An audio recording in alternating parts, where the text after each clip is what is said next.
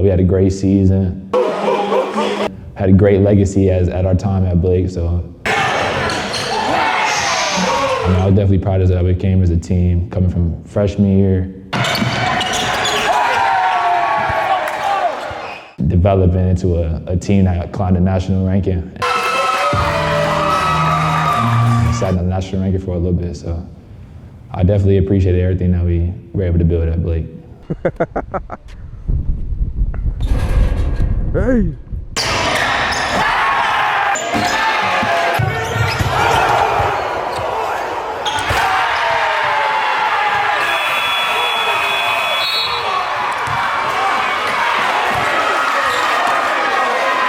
Stick around, folks, for players out the game for both teams. See this grind, it's all I got. Been the same since the sandbox. Now I'm staring at the views from the top. And you know we getting to it non-stop. See this grind, it's all I got. Been the same since the sandbox. Now I'm staring at the views from the top. And you know we getting to it non-stop. Came a long way, had to count blessings. Take me through Gibbs Blake, because from what I know, back in the day it was a big rivalry. It was sparked back up. And then obviously the last 3 years at Sunbash, you know, I've been grateful to see it and have it at my event.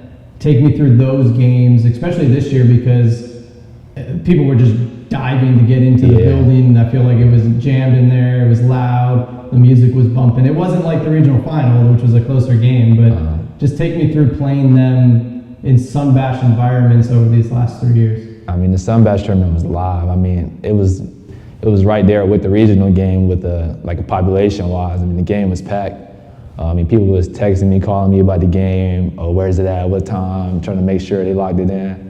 I mean, it was just like the regional game. It was a little bit more even with like the fans being from both teams, but it was still like hectic. It was loud. I mean, everybody was there. People who didn't play, people stayed from their games to watch us. So I mean, it was just a great rivalry. I mean, I feel like both on, I can't really speak for the Gibbs side, but I know for us personally, every time we played Gibbs, we knew it was going to be a dogfight. We knew it was going to be loud. We knew it was going to be live. I mean, we chirped a little bit online before the game, all that type of stuff, and just to be able to play in those type of games is fun. I mean, during the game, you having fun, you going back and forth, you hit a big shot, you just hear the crowd's reaction.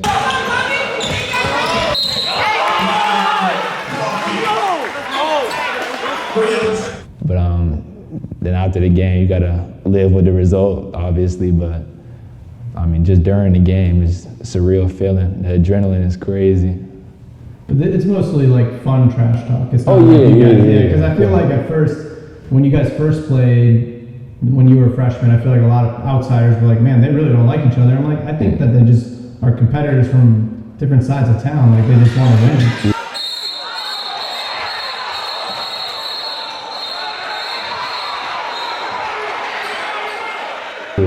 It's interesting what people take away from that rivalry, so it's good to hear that mutual respect was there, you know? Yeah, I mean, people thought me and Delancey were beefing for it. I mean, like, when he did the little Montverde commitment, everybody was like, is that gonna work? And I was like, well, Delancey, my guy, I mean.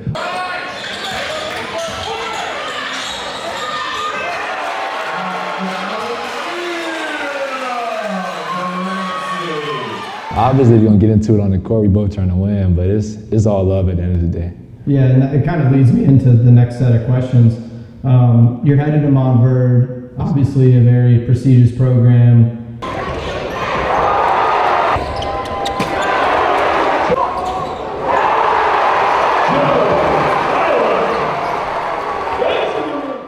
And you're joining forces with Delancey, which you kind of hyped up a little bit. Outsider's perspective, again, you guys were rivals, you know, these last few years. What was your reaction when you heard, obviously, the other day that he was going there? I'm assuming you probably knew before all of us, but what was your initial reaction, just as an outsider looking in? A couple of my guys made a little joke talking about if you can't beat them, join them. A couple of Blake guys, but I mean, it's definitely going to be fun to play with him, have him on the team, of course. A great player, so. Let's backtrack a little bit.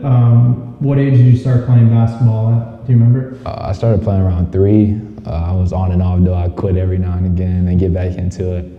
But I really started like going hard at it like 6th, 7th grade. Take me through your last AAU summer, Skills Center. You've been with them throughout forever.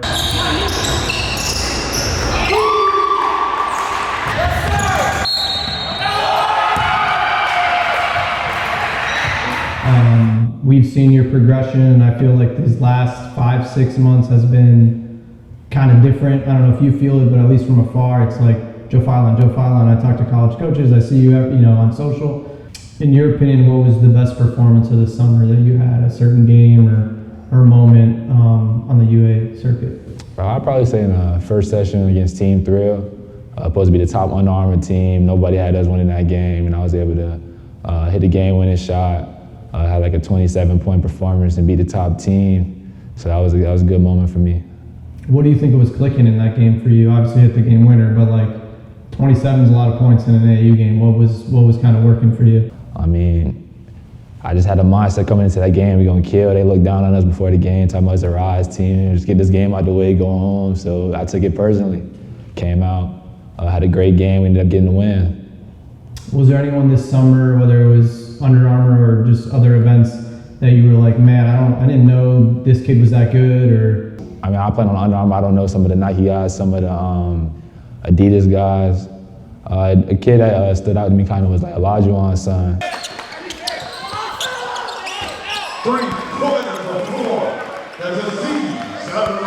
He was the youngest guy in the camp, and he just came out there. He was killing. I mean, Aziz Olajuwon? Yeah. He didn't do nothing crazy, nothing spectacular, but he was just efficient. Simple game, but he was able to get it done. I feel like he was one of the guys that surprised me. Did you get a chance to do anything relaxing this summer? I mean, obviously you're just hooping and in the gym and all that stuff. Was there any time off for you? Kind of vacation in Chicago, per se. Did you try pizza there? Oh yeah, I'm from deep Chicago, dish. so what did you get? Deep dish? Yeah, I got the deep dish. It was Where'd pretty you go? good. Do you remember? It was like Giordano's. I knew you were gonna say that. Giordano's. Yeah, Giordano's. There's so many of them. Was it good? Yeah, it was pretty good. Yeah. I had a pizza one day, and then I tried the spaghetti the next day. They're both real good, for sure. Take me through your journey with Blake. Freshman year, it's you and Josh. Yeah. You guys are long, athletic. We saw you at Sunbash. I know how excited everybody was about the development. Take me through that freshman year, Joe Philon, and where your head was at and where you saw things. I mean, coming in 8th grade, so I reclassed 7th grade. So all my old teammates, they kind of went to high school year before me, but I was able to play high school year early at Tampa Prep, and I just seen all like the freedom that they had, how they were playing, all doing well. I mean, Josh had a lot of 27, 30, all them type of big games. So I see that, I'm like, wow, my boy's really eating out there. So coming in, I was like, I kind of want to, jump on the train. I want to play with my guys, my teammates that I've been playing with coming up. A lot of other things, I played a lot of other games, stronger guys, kind of pushed me around a little bit, but it kind of showed me what I needed to do. And then butting heads with Josh in practice every day, getting after it with the top 100 player in the nation. I mean,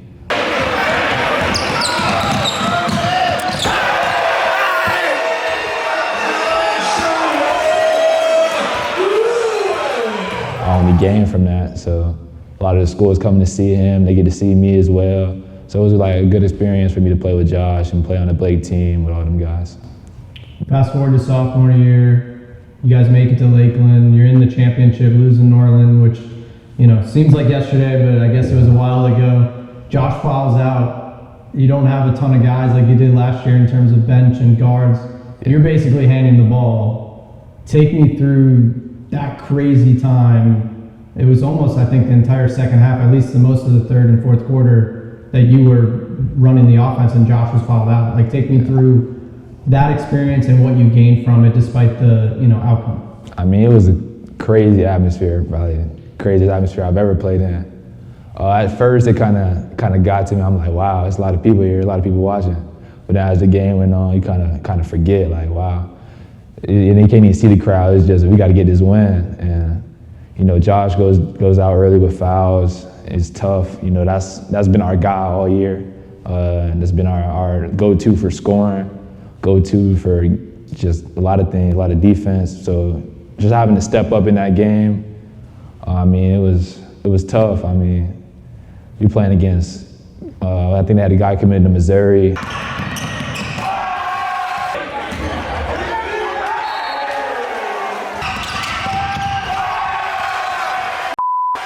Yeah, Marcus Allen. I mean, I'm just sophomore. You know, I was kind of struggling out there. I didn't have the best game, but after that game, that's kind of like when my mentality changed, especially going into that summer. I shot 1 for 15 that game. A lot of people didn't really notice it from the game because I was doing a lot of other stuff, but I thought about that every night after that game. 1 for 15, I was like, this ain't never gonna happen again. So, you know, after that, I approached the gym a lot differently. I was getting after it a lot of shots up, working out, and then had a pretty big summer. Climbed the rank a little bit, made it to the top 100, and then just went on from there. Yeah, I think you hit the nail on the head because that was a pretty big moment. I remember that game. Take me through last year, regional final, one of the best games I've ever been to, period.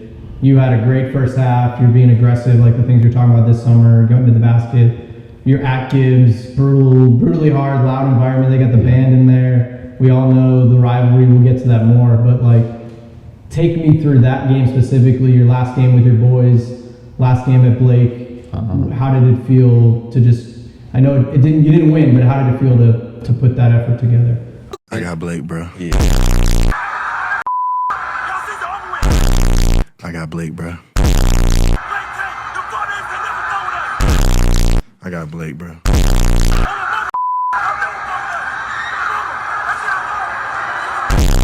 Blake.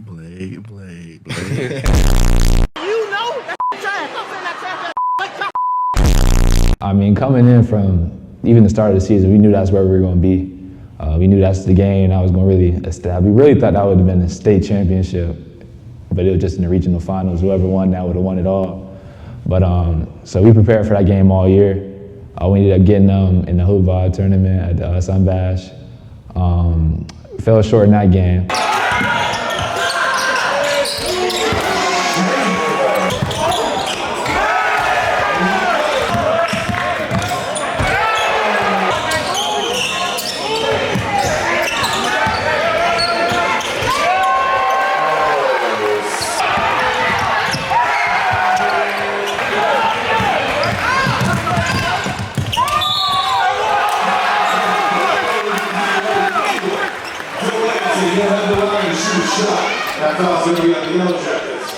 But we noticed all the things we needed to do.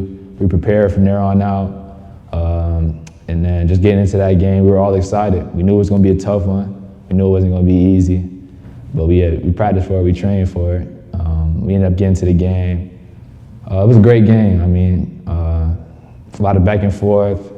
You know, we was fighting. A tough call at the end to end it, but I mean, in the moment, yeah, we were mad about it. We didn't like the end result, but looking back at it now, I mean, I'm proud of us and how we fought. We had a great season, had a great legacy at our time at Blake. So, I mean, I was definitely proud of how we came as a team. Coming from freshman year, we were all right. We weren't that good, yeah. And then developing into a team that climbed the national ranking and sat in the national ranking for a little bit. So, I definitely appreciated everything that we were able to build at Blake. And that game was, I'm pretty sure, single digits the whole way. Yeah. And yeah, it was crazy. But take me through the emotions as well, and then we'll get into some other stuff. But I remember, you know, obviously Gibbs was happy, but there was a lot of mutual respect after. And, you know, I remember a moment with Josh and his dad, Fred, just, you know, sitting there. Like, it was very emotional. It was hard to see that. Take me through the emotions that you had, knowing that it was the last time that you'd play with them, especially against an opponent that, you know, you guys have butted heads for so many years. Yeah, I mean, that was the rivalry with us. I mean, that was the team that we always wanted to beat, the game that we had circled on the schedule. And I mean, I was frustrated. I mean, I went out early cramping. I mean, I should have been able to prepare better. I shouldn't have cramped out at the end. So I was frustrated with myself. I mean, I was proud of us as a team. I mean, it was competitive the whole game, chirping back and forth. Even though it was not coming from a hostile place, I mean, these guys, we grew up playing against AAU, a little bit of high school for the 2 years that we had the rivalry. So, I mean, it's a hostile environment, crowd chirping at us.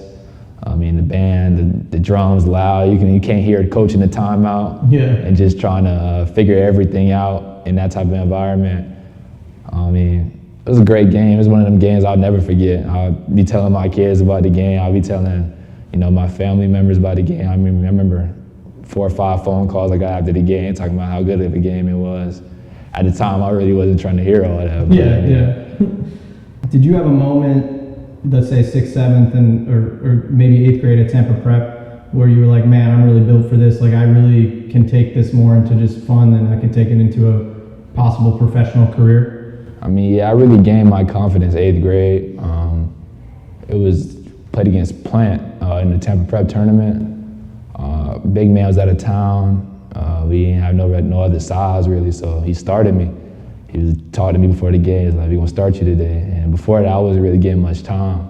So I was like, "Oh shoot, this is my opportunity. It's my time to really play." I mean, I had a great game. We almost beat Plant, which we weren't supposed to have a game with them, but we had to get them a great game. Almost won. I had a great game. I started the rest of the season after that. So I mean, it was just me showing my hard work is paying off. Because being on the bench, you kind of feel like, damn, I must be doing something wrong if I'm not playing. And then to be able to go from being on the bench to starting from one game, I was like, oh yeah, I can really do this. So that really boosted me a little bit confidence-wise.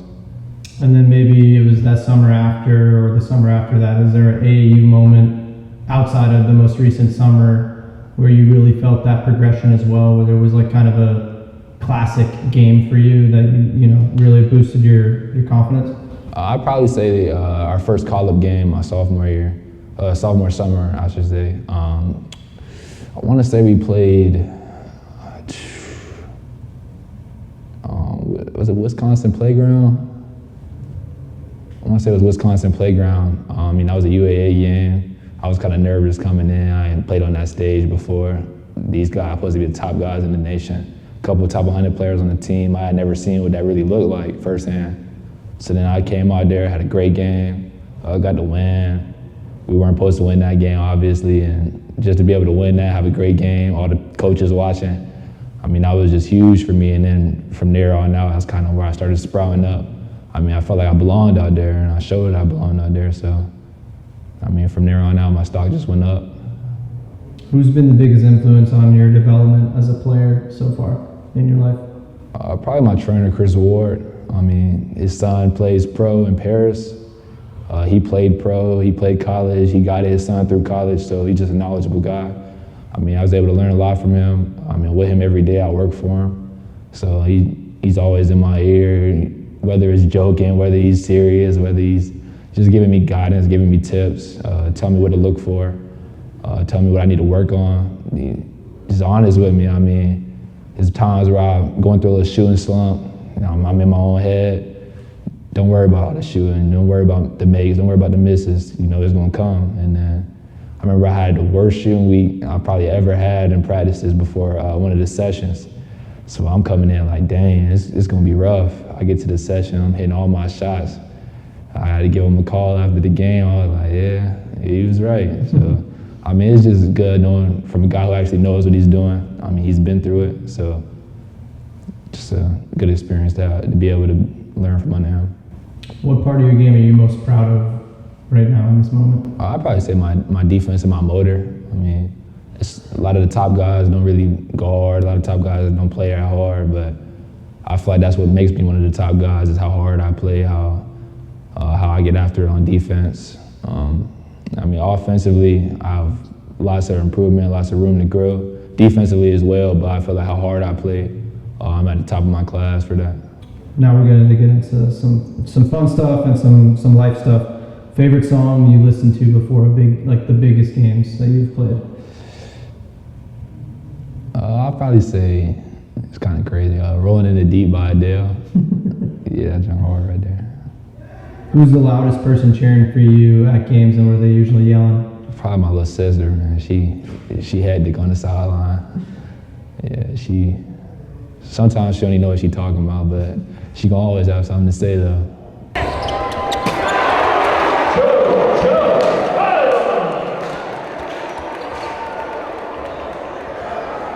She's a hooper too, or no? She just started. She playing a little bit.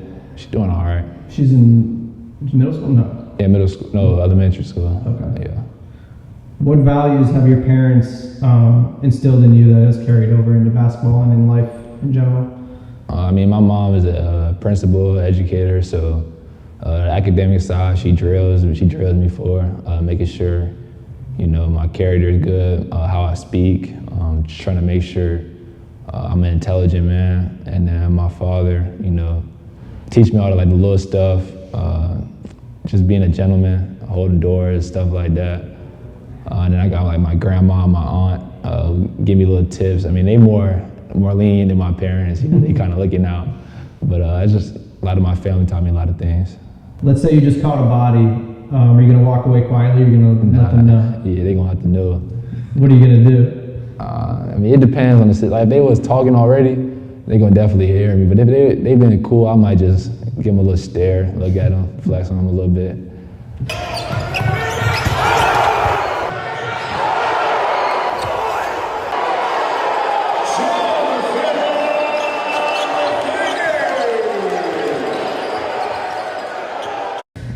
One-on-one basketball game right now. Who's going to win, you or your dad, and why? Oh, I'm beating my dad. What we playing to, 11? Yeah. 11-0 me. He can't hang.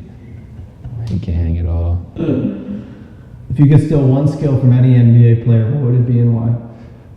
I got to get KD shooting. That dude shoot over everybody. KD, dog. KD? Yeah. Curry's the usual answer for that. I mean, Curry ain't 7 foot. Yeah, that's true. Yeah, but KD. What's a fun fact or something people might not know about you that they'd be surprised to learn? Like a hobby or something? Probably like to fish. Yeah, fishing cool. I mean, I'm from Florida. That's probably not that crazy, but. Never played like an instrument or been in the chess club or anything like that? Maybe like I watch. Big into Pokemon? Or? Yeah, I watch anime. That'd probably be something I like to watch anime. Which anime do you like? Naruto, my favorite. Okay. Yeah, something like that. Stranded on a desert island with only one of your teammates, who would it be and why? AAU teammates? And I mean, yeah, anybody that we might know, maybe, I don't know. Probably my dog Kai from Skill Center, but on Winthrop. Yeah, I know I'm gonna have some fun. We might not survive, but we're gonna go out. We're gonna go out having fun though. So. Favorite movie of all time? That's tough. Probably Rush Hour. Yeah. Which is there a specific one? The first one. First one. You gotta go with the original. Let's say hypothetically you had an older sister. You don't, right? No. Okay. If you had an older sister, which one of your teammates are you not gonna let date? Sure. Jason Johnson. He's in the gym right now. He is. Yeah. Why not? That dude a creep, man. Gotta watch out for him. He said his full name. Yeah. You might have to blur that one out. Yes or no, does pineapple belong on pizza? No. Yeah, at all. If you weren't a hooper, what weird profession in life do you think you would dominate? I feel like I could be a nice little photographer. What's the most awkward trash talk you ever heard someone say to you or to a teammate? Somebody had told me he gonna eat me up out here, and I was kind of, I felt uncomfortable. It might have worked. Did you say something back to him? I had to let him have that one. Yeah, that's strange. Who's got the worst playlist in the locker room? Who's not gonna have the aux before a game? JT Tipton. Why? What's he playing? Be on that country music. I can't listen to that for the game. You can't help it. He's out in the Canton. That's all they got. Yeah. Sydney, Sweeney, or Zendaya? Who would you rather date? I'm gonna get in trouble and answer this question. I'm going to Zendaya though. Favorite music artist of all time? All time? You gotta go NBA Youngboy. Best player to come out of the Tampa greater area, St. Pete, in your opinion? Oh yeah, it's gonna be hating on me. I'm gonna go ahead. That I've seen, I'm gonna say Kevin Knox. That I've seen play. Favorite player NBA right now? Probably KD. Yeah. Favorite college player? Probably Trey Johnson. He played at Texas. Yeah. He's nice. If you could play anybody, any current high school player from the state of Florida, closed gym, no cameras. It's literally just the two of you, one-on-one. Who would it be? I'll probably play. What about Jamel? I'll play Jamel. Jamel Jones? Yeah.